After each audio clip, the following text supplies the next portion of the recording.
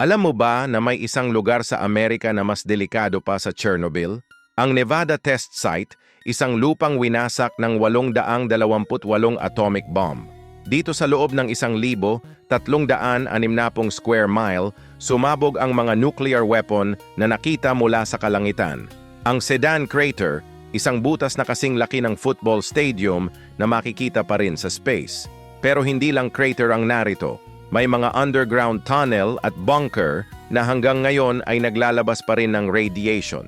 Mga dating sundalo, sinasadyang inilantad sa mga pagsabog para tingnan kung ano ang mangyayari sa kanila. Ngayon, shoot to kill ang utos sa mga guard dito.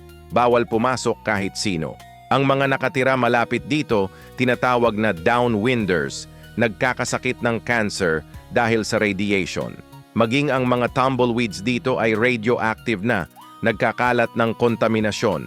Kahit tapos na ang mga nuclear test, ang lugar na ito ay mananatiling isa sa pinakadelikadosong lugar sa buong mundo.